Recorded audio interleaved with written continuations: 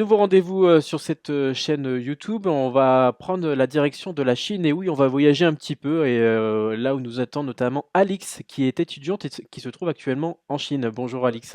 Bonjour Thibaut. Ah oui, tu es à plus de 8000 kilomètres de nous, hein. Tu te trouves actuellement à Suzhou en Chine. C'est à l'ouest de Shanghai. C'est une grande, grande ville, hein, Suzhou. 12 millions d'habitants. C'est ça. On va en parler dans quelques instants. Alix, dans cette grande contrée qu'est la Chine, le plus grand pays au monde, évidemment, en nombre d'habitants.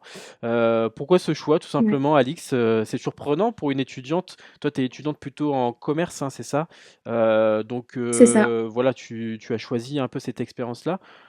J'imagine que tu avais plusieurs choix et tu as choisi la Chine. Pourquoi? Alors déjà, merci pour ton invitation Thibaut. De rien. Alors pourquoi la Chine?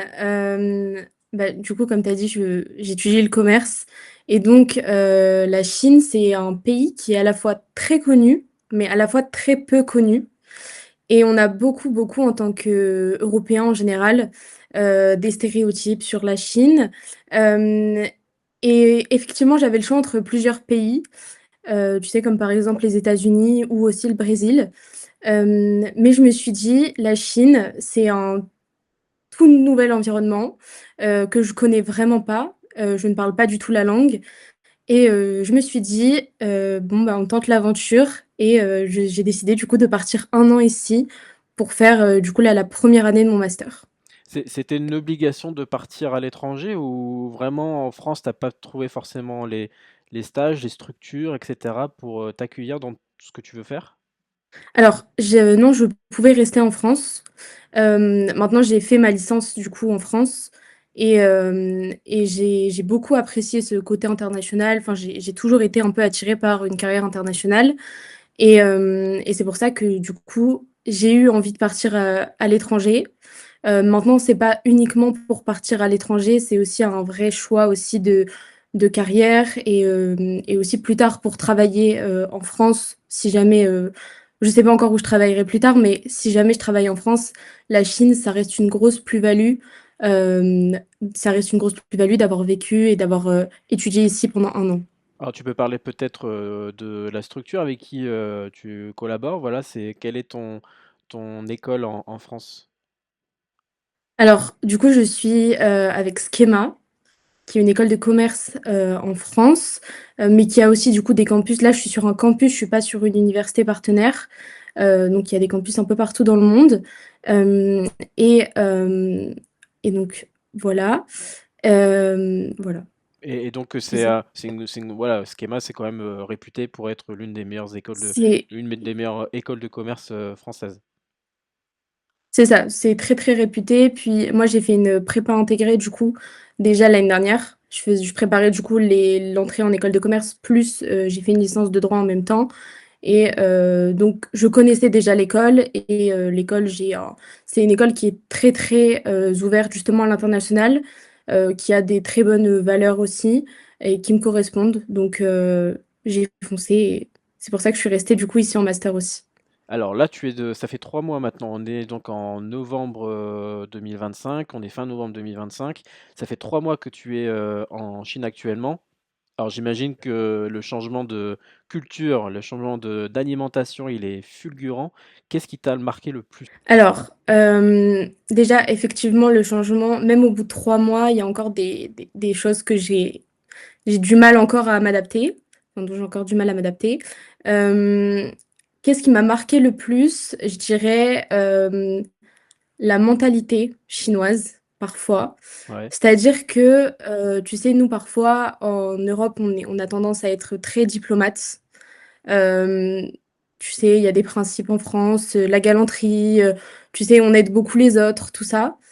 Et en Chine, ici, c'est tout le monde est très individualiste, parfois dans sa manière d'agir en général dans la vie de tous les jours. Si tu demandes pas d'aide, on t'en donnera pas, même si tu as l'air dans la rue d'avoir besoin d'aide, on t'aidera pas. Euh, et les Chinois vont très vite. Tu sais, en général, dans la vie de tous les jours, c'est des personnes qui n'ont pas le temps, qui vont très vite. Et donc voilà, enfin, c'est le plus gros changement et la chose qui a été le plus dur aussi au début. Mais ça, on s'adapte très vite. Après, effectivement, il y a l'alimentation aussi, qui est pas du tout enfin, l'alimentation qu'on a enfin, l'alimentation chinoise à laquelle on pense quand on est en France. Ça, pareil, il faut s'adapter. Mais après, bon, j'ai la chance aussi d'être dans une grande ville, comme tu as dit, donc enfin, il y a pas mal de supermarchés qui proposent des options européennes. Ouais, il y a peut-être des, il y a Et peut-être puis, bah des, voilà, il y a il y des a des, restaurants aussi. il y a peut-être des supermarchés français, il y a peut-être des restaurants français aussi, j'imagine, à Suzhou. Euh, des restaurants européens, plutôt italiens, ce genre de choses. Ouais, bon, ça va. Français, pas tellement. Ok. Oui, bah, c'est ça, donc ça va. Par contre, dans les supermarchés, bon, on trouve le strict minimum, mais des pâtes, tu vois. Mais au début, c'est un très très gros truc. Après, bon, tu vois, il n'y a pas de fromage, tout ça, ça se trouve vraiment pas ici dans les supermarchés. Enfin, c'est vraiment pas la même organisation que nos supermarchés à nous. Tu enlèves tout le côté fromage, charcuterie, tout ça, il y en a très peu comme nous on connaît. C'est beaucoup de porc, beaucoup de nouilles, beaucoup de surgelés. Et puis après, bon, il y a des aliments qui, j'ai pas encore goûté, mais tu vois, comme des têtes de canard ou les pieds de poulet, qui, bon, c'est ce qu'ils mangent ici. D'accord. Alors, c'est vrai que pourquoi j'ai choisi aussi de t'inviter dans ce rendez-vous, c'est que la Chine, en fait, elle devient de plus en plus influent pour les étudiants français. C'est devenu le cinquième pays le plus prisé par les Français actuellement. De ce que j'ai pu lire, on est à peu près à 10 000 étudiants français actuellement en Chine, hein, qui étudient dans n'importe quelle filière d'ailleurs. Donc la Chine est en train de Mhm. grappiller un petit peu ce retard auprès de pays qui sont très prisés comme les États-Unis, le Royaume-Uni, l'Australie et le Canada. Et tu sens peut-être avec les étudiants français que tu peux croiser au quotidien, tu sens vraiment voilà, cet attrait pour ce pays, cette culture qui est totalement différente. Alors, je pense que dans un premier temps, la plupart des étudiants sont venus en Chine, euh, tu sais, pour découvrir, parce qu'on ne connaît pas vraiment la Chine. Sincèrement, on ne connaît pas vraiment. Maintenant, d'un point de vue purement scolaire et donc commercial, déjà la Chine offre des opportunités professionnelles qui sont énormes. Ouais. Euh, c'est, c'est très facile ici de dialoguer avec des professionnels et surtout dans les grandes villes. Franchement, moi je suis à Suzhou, mais il y a Shanghai qui est à 30 minutes en train. Et à Shanghai, pour le coup, il y a énormément d'entreprises qui y sont aussi. Euh, donc c'est très intéressant déjà au niveau opportunité. Et puis ensuite, plus on est ici et plus on apprend aussi à se détacher, tu sais, du modèle un peu made in China, un peu euh, le côté bas de gamme de la Chine et surproduction, tout ça. On apprend aussi à se détacher de ce côté-là et en fait, on voit aussi que la Chine, c'est un pays qui est beaucoup dans le développement en général. Et c'est vrai que bon, bah, c'est très très intéressant d'apprendre ça et c'est ce que je disais, mais je pense que ça nous servira énormément à tous, peu importe où on décide de travailler plus tard. Et toi, par exemple, c'est plutôt les ressources humaines qui t'intéressent, c'est ça? C'est ça. Moi, du coup, bah, je fais un master en ressources humaines, Ok, mais du coup, j'ai fait une première année générale où j'étudie un peu de tout. de tout, très Ok, honnêtement. ok. Donc voilà. Alors, il y a aussi une particularité chinoise, c'est le travail. T'en parlais tout à l'heure, comment dire, la façon dont ils ont de travailler en semaine. Ils ont un principe, les Chinois. Alors ça, c'est vraiment une culture qui est totalement compréhensif si on s'intéresse vraiment au fond de ce problème, etc. C'est la culture du 996. Alors, je ne sais pas si tu en as déjà entendu parler. C'est de travailler de 9 heures du Mm. matin à 9 heures du soir et 6 jours par semaine, ce qui fait à peu près Mm. 72 heures par semaine. Ce qui n'est absolument pas surprenant quand on sait la surproductivité des Chinois. Toi, est-ce que tu l'as pu le constater, ça, cette culture vraiment du travail, quoi? Effectivement, les Chinois sont des personnes qui ne comptent pas les heures. Ah oui. Euh, voilà, leur travail fait partie intégrante de leur vie et ça, pour le coup, ça se voit dans la vie de tous les jours. Des exemples. Après, j'ai un mauvais exemple aussi vis-à-vis de ça. Ouais. Tu vois, par exemple, ici, on utilise une application qui s'appelle Didi, qui est l'équivalent de Uber en France, mais Didi, en fait, c'est très peu cher. Déjà, le coût de la vie en Chine est vraiment très bas pour un Européen. Mais Didi, c'est, pour te dire, un trajet en Didi, ça coûte moins cher que d'acheter un ticket de métro en France. Ok, Donc en fait, d'accord. c'est vraiment très bas. Et donc ça, pour te dire à quel point il travaille, et parfois ça peut limite être un peu dangereux, c'est que moi j'ai déjà pris des Didi où les chauffeurs s'endormaient pendant le trajet, le soir, parce que je pense qu'ils avaient travaillé toute la journée et qu'ils devaient être très fatigués. Ouais. Donc ça, c'est un mauvais exemple, mais à la fois, c'est pour te dire à quel point on voit aussi que c'est des personnes qui travaillent dur. Euh, Maintenant, il y a aussi, bah, des choses qui sont super et qui sont liées à ça aussi. Tu vois, par exemple, si, tu commandes, quelque chose, comment dire? Sur, l'application Taobao, je sais pas si tu connais, c'est assez Non, pas connu du en tout. soi. Non. Hem, une application où tu trouves de tout. En règle générale, tu sais Ok. quand si tu as besoin de quelque chose, en général ici, tu commandes sur Taobao et bah, tu sais que c'est livré en, 1 à 2 jours et parfois même ça peut aller à 20 minutes. En 20 minutes, on peut te livrer, ce que tu as commandé. Donc ça, tu sais que c'est des choses qui en France n'arrivent pas. Mais c'est justement parce qu'ici, on est dans un pays où voilà, il y a pas de pause, ils travaillent tout le temps. Même, tu vois, les supermarchés sont ouverts 24 heures sur 24. Mhm. Donc Alors, de toute façon, c'est vraiment des exemples. on le voit par Ouais. exemple aussi avec les applications de, comment dire, comme AliExpress ou Temu, qui sont vraiment affiliées à la Chine, hein, qui cartonnent en Europe, hein. Là, on a vu avec l'arrivée de Chine en France aussi, hein, la grande Mmh. manufacture chinoise Chine qui est arrivée donc à Paris et qui va un peu se développer un peu partout en France. Voilà, c'est aussi pour ça, toi, c'est ce qui est intéressant finalement, c'est de voir ce pays en plein développement qui va devenir un jour peut-être la première puissance économique mondiale. Voilà, tu sens Mmh. peut-être voilà, cette puissance, vraiment. Oui. Non, mais c'est franchement, c'est clair que ça se voit et sur beaucoup d'aspects. Tu vois, là, on a parlé de l'aspect, où ils travaillent beaucoup. Maintenant, tu vois, même au niveau de la sécurité en Chine, on voit que c'est un pays qui est très, très développé et ça, pour le coup, c'est, je pense, le plus gros, avantage en tant que femme française ici en Chine aussi. Parce qu'ici, je peux sortir, si je veux, à 2 heures du matin toute seule dans la rue. Il te fera Je sais jamais. qu'il ne m'arrivera jamais rien. Mhm. Il m'arrivera jamais Ça, c'est rien. un Je gros t'avoue plus. qu'en France, je le tenterai pas, Ok. tu vois? Hem, donc ici, c'est la sécurité aussi, c'est quelque chose qui montre à quel point, tu sais, le pays est vachement aussi développé et vigilant aussi. Donc oui, non, sur plein d'aspects, ça se voit et c'est pour ça aussi que c'est intéressant de découvrir ici, quoi. Mhm. Alors justement, ton Alice Guillon, qui est la directrice générale de l'école Schema, elle confirme vraiment qu'il y a un attrait exceptionnel pour la Chine, pour les étudiants. Là, vous êtes parti à beaucoup, j'imagine, là, dans ta formation. Voilà, vous voyez très souvent, vous êtes dans le même campus, etc.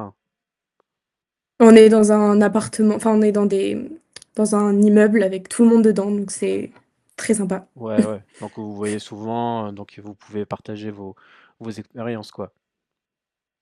Oui, c'est clair. Bah, puis on s'est beaucoup aidé, tu sais, au début, Ouais.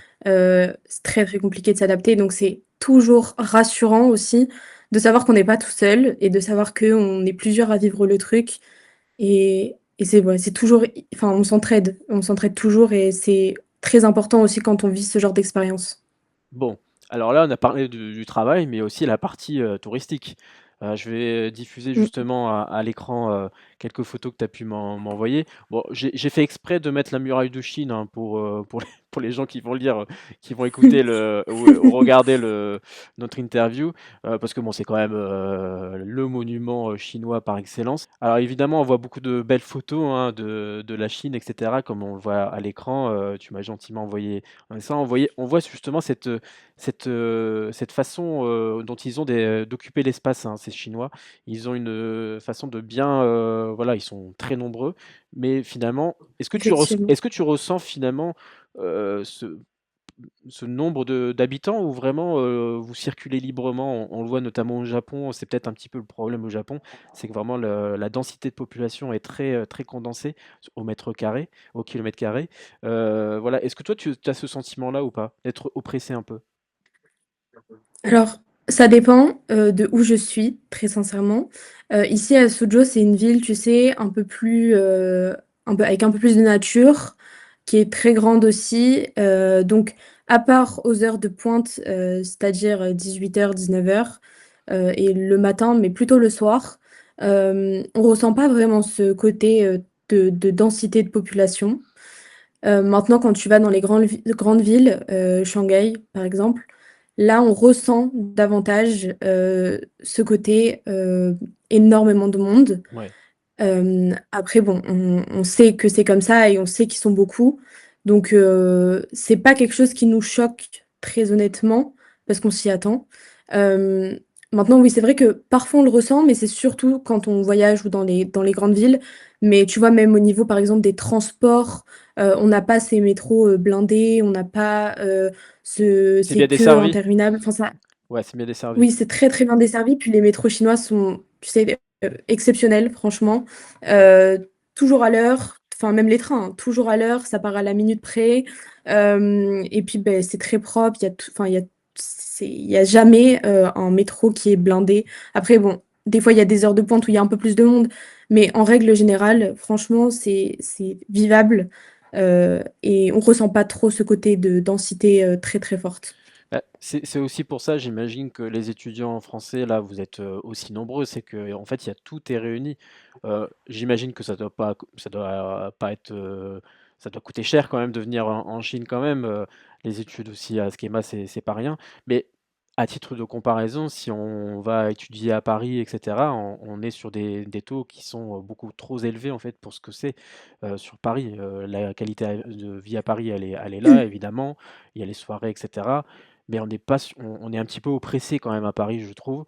Est-ce que toi, tu as eu ce sentiment-là, finalement d'avoir un petit peu plus d'être libéré un petit peu d'un poids en fait, finalement, en tant qu'étudiante? Sur le côté financier, moi j'ai tendance à dire que ce qui coûte cher, c'est davantage le fait de venir en Chine, le billet d'avion. Maintenant, la vie ici, ne... en tant qu'Européen, je parle en tant qu'Européen, Mmh. la vie ici ne coûte rien. On mange pour 2 euros, un repas à 2 euros. Euh, les loyers sont, si, bon, si je compare à Paris, mais bon, Paris c'est l'extrême, tu vois. Mais si je compare à Paris, je pense qu'on est sur du 5 fois moins cher qu'à Paris. Beh, oui. Euh, et pour des appartements qui sont, bon, je pense enfin, au même, je mets des appartements au même niveau, on est sur du 5 fois moins cher. Donc, même, tu vois, la vie en général, le fait de voyager en Chine, donc une fois que tu es venu, le fait de partir dans d'autres villes en Chine ne coûte, enfin, coûte peu cher Et tu et app ça vaut le coup, justement. et tu apprends vraiment sur le terrain. Là, pour le coup, j'imagine que là, quand dans le milieu commercial, quand on sait, l'affluence actuelle de la Chine, notamment avec, TikTok et la maison mère qui se nomme, alors je vais retrouver le nom de la maison mère, c'est ByteDance. ByteDance qui est en train Mhm. d'exploser tout, qui est un peu le Silicon Valley, mais version Chine un peu. Voilà, c'est vraiment la grosse boîte, du moment. Toi, tu le ressens Mhm. aussi, vraiment voilà, j'imagine que les Français, vous avez plein d'opportunités parce que j'imagine que les Chinois, ils ont peut-être besoin de Français pour développer leur marque, etc., comme TikTok, hein, évidemment, qui explose en France. Voilà, tu le sens ça aussi? Mhm. Alors, très honnêtement, là pour l'instant, pas trop. Comme tu as dit, ça fait 3 mois que je suis là, donc tu sais, là, je suis encore dans cette phase-là de je vois encore certaines choses. Euh, donc, pour l'instant, franchement, pas tellement. Ok. Bon, Mais tu vas t'en rendre compte peut-être. c'est vrai que oui, non, mais après, c'est vrai que les Français, puis enfin, les Chinois voient les Français d'une très bonne manière. Ok. On a une très très bonne image auprès des Chinois. Donc en général, quand on arrive et que bon, c'est la phrase qu'on apprend en arrivant, je suis français en chinois. Et cette phrase-là, quand on la dit, en général, les gens sont très gentils, très souriants parce qu'ils ont une très très bonne image des Français. Donc aussi d'un point de vue professionnel, ça se ressent parce qu'on a des opportunités et que ce côté international, justement, ils le recherchent parce qu'ils cherchent aussi, la Chine, pardon, cherche à s'étendre à l'international aussi. Donc, évidemment on a des opportunités qui sont là et qui sont présentes. Maintenant, bon, ça, je te le dirai dans plusieurs mois si jamais j'en ai trouvé une pour moi, mais en tout cas, pour l'instant, voilà ce que je peux dire sur ça. Ouais, donc là, tu vas rechercher un stage, c'est ça, là-bas? Bah, j'espère trouver un stage. Je suis en train de chercher. Et oui, c'est vrai que j'aimerais faire un stage ici parce que pour clôturer cette année qui sera de toute évidence très très intéressante et très très enrichissante. Mais c'est vrai que la clôturer par un stage ici en Chine, ça serait le top du top, quoi. Mhm. Et puis après, il y a aussi quelque chose qui est très important quand on parle à l'étranger, c'est la couverture santé, etc. Comment ça se passe là-bas? Ils sont très pareils. Les États-Unis, ils ont un gros défaut, c'est vraiment, ils n'ont pas la sécurité sociale comme nous, hein. C'est pas du tout Mm. le même modèle. Est-ce que toi, voilà, il y a un bon accompagnement, les assurances sont là, etc. Là-dessus, c'est très important, évidemment, quand on est français. Voilà, faut faire très attention à tout ça. Alors, je prends le sujet avec des pincettes parce que j'ai la chance d'être dans une école française avec des personnes qui accompagnent dans l'éventualité où on aurait un problème de santé, on est accompagné et on sait qu'on a des personnes sur qui compter. Ok. Donc on n'est pas tout seul dans ces moments-là. Maintenant, moi, il y a eu... donc déjà, quand on arrive en Chine et qu'on reste un an, on a une visite obligatoire de santé où on nous fait absolument tous les tests possibles et inimaginables pour savoir si on est en bonne santé et si, du coup, on peut avoir le visa étudiant pour un an. Cette visite de santé se fait dans un hôpital chinois. Pour le coup, rien à dire, ça se passe très bien. Puis bah, du coup, c'est pris en charge aussi par bah, enfin, la procédure du visa. Donc ça, c'est OK. Maintenant, moi, j'ai dû aller voir une fois un médecin en arrivant. Et l'avantage aussi qu'on a, c'est que quand on est dans des grandes villes, on a aussi des cliniques internationales.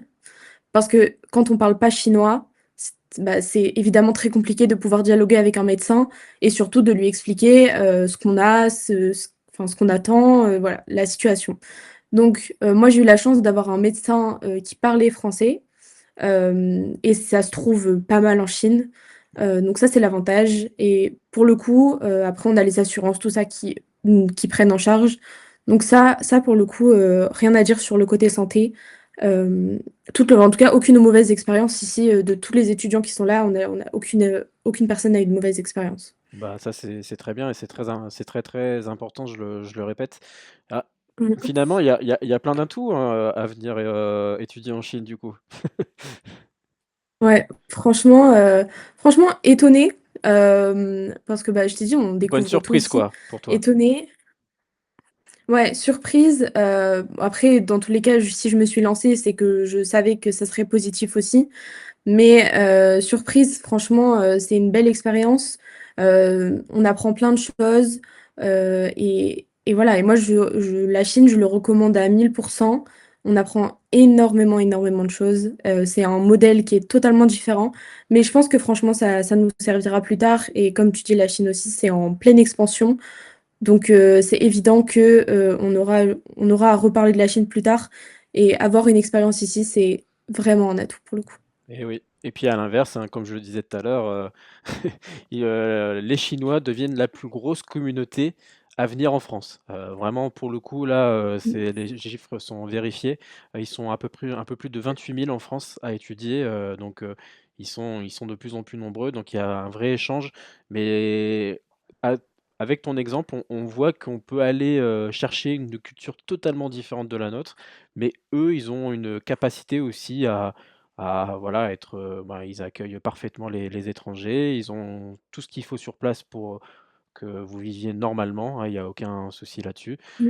Et donc, c'est vraiment un bel exemple de montrer que, voilà, quand on ose en fait aller dans une culture, aller chercher une culture qu'on ne connaît pas, et ben, on a un résultat qui est vraiment surprenant parfois. Donc, et plutôt surprenant Ouais, dans le côté positif. Et ça, c'était un bon exemple, Alix. oui, c'est clair. Bon, après, il y a quand même des choses sur lesquelles On se prépare avant de partir en Chine. Ouais. Il y a énormément de choses à savoir avant de partir en Chine. Tu sais, notamment, on doit prendre un VPN en Chine. Ça, c'est quelque chose qui est obligatoire. Parce qu'ici, on n'a pas accès normalement aux applications TikTok, Instagram, Snapchat, Google. Enfin, il y a énormément d'applications auxquelles on n'a pas accès. Donc, on se prépare. La Chine, c'est aussi important de se préparer en amont avant de venir ici. Il y a il faut se renseigner quand même, il faut savoir dans quoi on s'embarque, mais une fois que le processus est lancé et qu'on est ici, franchement, c'est que du bonheur. Très bien. Bon, bah écoute, on va suivre un peu tes aventures, hein, parce que là, tu restes un an, hein, c'est ça là-bas? C'est ça, exactement. Bon, Noël sans la famille, ça va être compliqué ou tu vas pouvoir revenir un peu? Oui, bah, je vais revenir là un peu pour les fêtes, Ok, parce que du coup, il y a des visas en Chine où on peut pas rentrer, mais j'ai la chance d'avoir un visa où je peux rentrer, donc je vais rentrer un peu pour les fêtes. ok. Euh, mais, euh, mais pour l'instant, j'ai pas, je sais pas exactement quand je rentrerai définitivement en France, étant donné que je ne sais pas si je fais un stage. Donc voilà, pour l'instant, j'ai pas exactement de date de retour, mais je pense que ça va me faire aussi du bien de retrouver un peu la famille, tout ça, avant, avant de clôturer cette année et de continuer cette année aussi. Très bien. Bon, Alix, c'était sympa d'avoir pu découvrir un petit peu l'envers du décor de ton expérience chinoise, parce que c'est pas, ça doit pas forcément être évident pour une jeune étudiante d'être sur place, mais on sent que tu es, pleinement contente de ce que tu vis actuellement, et donc on va Mm. en suivre ça de très près. Merci à toi. Merci également, bah, à la Avec Schema, plaisir. merci également à la Schema, hein, qui propose, hein, ce type d'expérience, hein. C'est pas donné à tout le monde de pouvoir aller vivre ça de l'intérieur, et donc voilà, bah, écoute, c'était une opportunité de découvrir ça avec toi, Alix, étudiante, donc du côté, de Suzhou en Chine. À bientôt, Alix. Ouais. Bah ouais. À bientôt, merci Thibaut.